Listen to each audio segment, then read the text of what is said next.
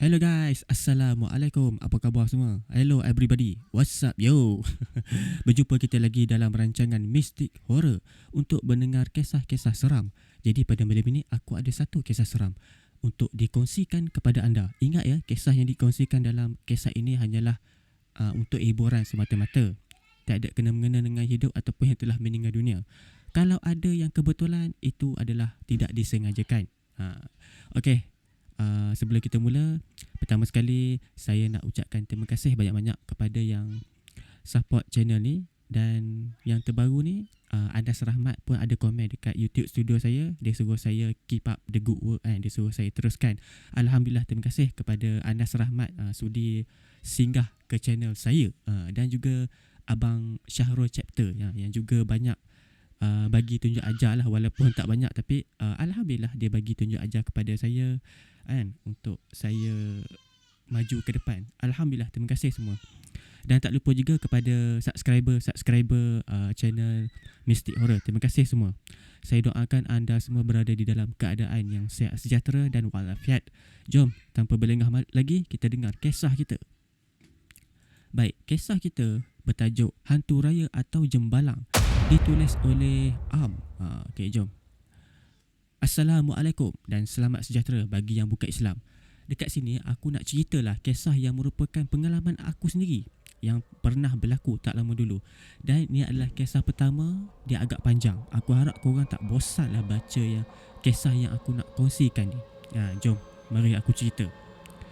Pada hari raya kedua tahun 2021, aku balik raya dekat kampung aku yang terletak di dekat daerah lah, dekat Perak. Ramai saudara mara aku yang balik disebabkan kesemuanya tinggal di Perak.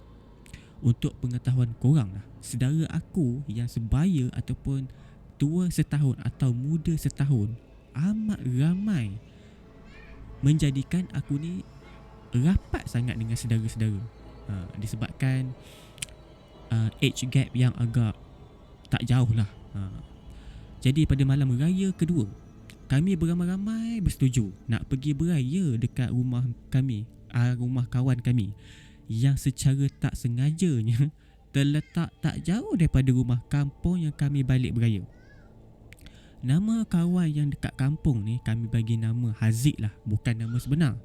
Lepas habis solat maghrib, kami pun mula berjalan kaki ke rumah Haziq kerana rumah dia tak jauh, adalah dalam 200 meter saja jarak dia. Tapi sebelum sampai ke rumah Haziq, kami perlu berjalan di sebatang jalan tar yang di kiri dan kanannya adalah kelapa sawit sepanjang 60 meter, lebih kurang macam tu. Mungkin korang fikir ni adalah sebuah jalan normal yang biasa, tapi tidak bagi kami. Sebenarnya kami perlu menempuhi 60 meter tu di dalam gelap yang teramat sangat. Ibarat kita tutup mata. Ya, memang korang takkan nampak apa-apa. Dan nasiblah jalan tu lurus, tak ada simpang. Sampai je kami dekat lampu jalan terakhir, iaitu sebelum masuk ke jalan yang gelap gelita yang tak ada lampu tu, aku terfikir satu idea yang gila pada waktu tu, iaitu kami kena lalu jalan tu one by one, tanpa guna lampu, termasuklah torchlight. Tak kisahlah torchlight daripada handphone ataupun mana-mana sumber, tak boleh digunakan. Ini adalah cara permainan dia lah. Waktu tu adalah beberapa saudara aku yang tak setuju dengan idea aku, tapi dia orang setuju lepas aku cakap. Siapa yang tak nak dan tak boleh, tu sebenarnya pengecut dan bukan lelaki sejati. Lepas dengar ayat-ayat gertakan tu, dia orang semua bersetuju dengan perasaan yang agak marah. Okey, tujuan kedua aku buat macam ni adalah untuk nak menyakat si Yun ni. Saudara aku yang paling penakut, dan senang cerita dia kalau tidur pun buka lampu. Kalau kata elektrik terputus, dia boleh jadi separuh gila dalam bilik tu. Jadi bila semua dah agree yang dia dah mula takut dan macam gelisah, yalah, mana tak je. Sebab mungkin itu adalah perkara yang paling buruk dalam hidup Yun. Jadi nak menunjukkanlah bahawa aku ni lah yang paling berani di antara 9 orang ni. Jadi aku decide aku nak pergi dulu. Tapi salah seorang saudara aku ni yang aku panggil dengan nama Man ni, bukan nama sebenar. Dia tak bagi aku pergi dulu sebab dia cakap, kalau kau berani sangat, apa kata engkau last sekali. Jadi aku pun cakap, okey, sambil senyum dengan riak dan takabur. Yang tu saya tambah.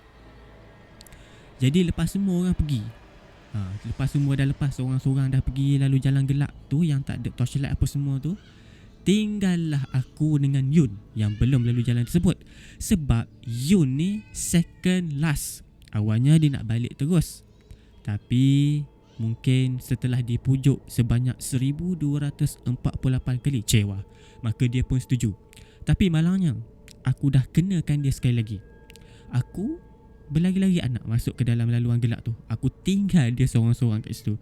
Secara tak langsung dah buat dia tercengang, jantung dia pun dah macam nak gugur. Okey, bila aku dah pergi dulu daripada Yun ni, aku dah masuk dalam jalan yang gelap tu, ibarat pejam mata tu, tanpa sebarang lampu, tak ada sumber langsung. Sedang aku berlari-lari anak.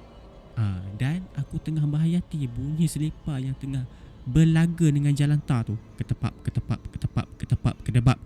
Tiba-tiba aku dengar bunyi tapak kaki tu kuat. Guys. Laju pula tu. Dia macam laju tau. Dia macam tak zoom. Macam tu. Dia lalu tepi aku dengan laju sekali. Sebab apa aku tahu dia duduk sebelah aku?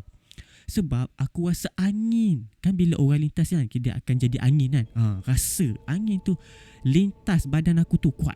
Maksudnya orang yang lari pada waktu tu sangat laju. Tapi aku tak pelik, sebab Yun ni memang penakut orang dia. Jadi perkara tu memang tak mustahil lah untuk dia lakukan. Jadi tinggallah aku seorang je dekat laluan tu, dan aku berhenti sebab aku nampak ada satu kelibat. Kelibat ni dia tinggi, berbaju putih lusuh dan terkoyak serta berlumuran darah. Tak tahulah macam mana, tapi nampak macam tumpuk-tumpuk coklat-coklat gitu kat baju dia. Tapi mesti kau rasa pelik sebab aku cakap jalan tu gelap sampai tak nampak apa-apa kan. Waktu tu aku juga muskil.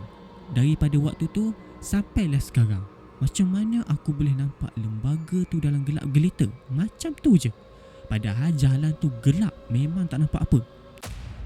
Muka lembaga tu hancur guys. Muka dia hancur teruk, macam orang kena rempuh lori kan. Yelah, hancur kan, muka hancur macam kena langgar lori. Mata sebelah terjuntai. Muka dia pula dipenuhi oleh nanah ulat beserta kulit yang berwarna hitam yang mengelupas sambil menitiskan darah yang banyak. Lepas aku nampak lembaga, aku terus rasa nak pitam. Kepala aku ni tiba-tiba jadi ringan macam kertas, beserta lutut aku juga dah menggigil, macam dah tunggu waktu nak tercabut. Aku terus tengok je lembaga tersebut selama dalam 10 saat lah, sebelum lembaga tersebut terbang ke atas aku. Time ni aku menjerit dan berlari lebih laju daripada yang sepatutnya. Siapa yang tak menjerit? Bayangkan kita nampak makhluk tersebut depan kita, tiba-tiba dia terbang atas kita.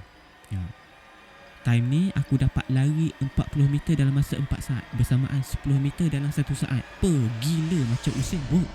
Tapi itulah, aku rasa tak percaya aku boleh lari selaju tu. Sampai je aku dekat depan rumah Haziq. Dia orang tengok aku ni pelik, macam ada benda yang tak kena. Waktu tu aku dah tercengak-cengak macam tiba-tiba Man ni tanya aku, kau ni asal? Pesan kau ni dah macam kena kejar babi hutan je. Cuba cerita, apa yang berlaku? Jadi aku menceritalah A sampai Z apa yang terkena pada aku. Dan aku seorang je yang dah kena malam tu. Aku ni mulalah tercari-cari mana perginya si Yun ni. Yang lagi terkejut tu adalah dia orang cakap yang hanya aku seorang je yang terakhir lalu jalan tersebut. Jadi maknanya si Yun memang tak lalu jalan tersebut. Jadi siapa yang lari tepi aku ni tadi? Tapi sampai sekarang lah dia masih jadi tanda tanya lah kepada aku ni. Mungkinkah benda yang aku nampak tu, yang berwajah hancur tu, adakah dia makhluk halus? ataupun dia jembalang, ataupun dia hantu raya. Apa-apa pun hanya Allah saja yang tahu. Wallahu a'lam bisawab lah. Lepas kami menyembah makan kuih dekat rumah Haziq, jadi dia orang pun tolonglah aku untuk relaxkan diri. Lepas kami dah relax apa semua, kami semua minta izin nak balik. Jangan lupa duit raya pun kami minta juga. Lalu je jalan yang gelap tadi. Kami lalu balik jalan yang aku jumpa makhluk tadi. Time ni aku dah mula jadi takut, disebabkan trauma dengan apa yang berlaku beberapa puluh minit yang lalu. Disebabkan itulah saudara aku ni berkumpul dekat sekeliling aku, dan kiranya aku ni di tengah-tengah di antara mereka, dan berjalan sambil mata ni duk meliar. Mana tahu kot-kot makhluk tu ada lagi hingga atas pokok ke apa kan. Dan kami pun berjaya keluar daripada laluan tu. Dan Alhamdulillah dah tak ada apa-apa dah yang berlaku. Sekali tu je nampak. Bila sampai je dekat rumah, aku tengok Iyun ni tengah relax duk tengok TV sambil makan kuih raya. Aku ni dari tadi duk tertanya-tanya. Terus panggil dia datang dekat kami dan tanya dia tentang soal tadi. Rupanya si Yun ni dah kena dulu sebelum aku. Sebab Yun cerita, lepas kau lari tu aku nak lari sekali sebab aku dah nak menangis waktu tu. Tapi bila baru 2 langkah aku berlari, ada satu benda ni, makhluk. Dia pakai baju warna putih, terbang daripada tempat gelap tu, menghala ke arah aku. Aku pun apa lagi, cabutlah balik rumah. Dah lah time tu aku terjerit-jerit macam adik kau buat malu aku je. Macam tu lah lebih kurang apa yang dia cakap. Di sini aku dah nampak silap kami berdua, iaitu pertama aku dah terlebih cakap besar dan bongkak, Manakala Yun ni terlebih takut. Dan makhluk halus ni memang suka untuk menyakat 2 jenis golongan ni, yang suka cakap besar dan yang terlalu penakut. Bila cerita ni sampai ke telinga mak aku dan makcik-makcik aku ni dekat dapur, jadi diorang pun bercerita lah yang dekat jalan yang kami lalu malam tu, dulu ada seorang perempuan yang mati akibat disondol babi hutan dekat jalan tu juga pada waktu malam. Dan perempuan tersebut meninggal dunia dekat tempat kejadian. Dan di hujung jalan tersebut juga, dulu ada seseorang ni, dia bela hantu raya.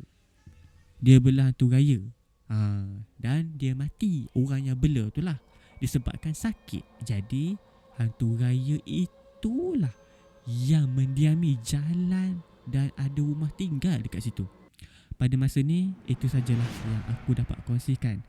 Ada banyak lagi kisah yang aku nak kongsikan pada masa akan datang. Yang baik datang daripada Allah dan yang buruk datang daripada saya. Sekian, terima kasih. Okey, itulah dia kisah kita daripada Am yang diambil daripada Fiction Syasha bertajuk Jembalang atau Hantu Raya. Baik, bila cakap pasal orang kata apa, balik kampung kan, raya kan, siapa yang orang kata apa, bila kat dekat kampung dia kan ada jalan lorong yang gelap, pernah try tak lalu kan, jalan kaki, naik kereta tak best kan, siapa pernah try? Kan confirm tak berani kan. Seram lah, dia nampak yang wajah hancur macam kena langgar lori tu kan, siap terbang lagi ke atas. Okey, itulah dia kisah kita pada malam ini. Terima kasih kepada anda yang sudi dengar pada malam ini. Dan aku nak ucap ribuan terima kasih kepada anda yang support channel ni daripada day 1 sampai sekarang. Banyak kali dah ulang ayat ni. Daripada day 1 sampailah sekarang. Sampai dah 900 lebih subscriber. Alhamdulillah, terima kasih. 914 subscriber. Sikit lagi untuk menuju ke 1000 subscriber. Bukan 100,000 1,000. Alhamdulillah, terima kasih di atas sokongan. Dan saya nak ucapkan terima kasih kepada Anas Rahmat dan juga Syahrul Chapter sudi singgah dan komen dekat channel saya. Alhamdulillah, terima kasih. Okey, itu sajalah kisah yang aku nak ceritakan pada malam ini. Jumpa anda on the next video. Assalamualaikum.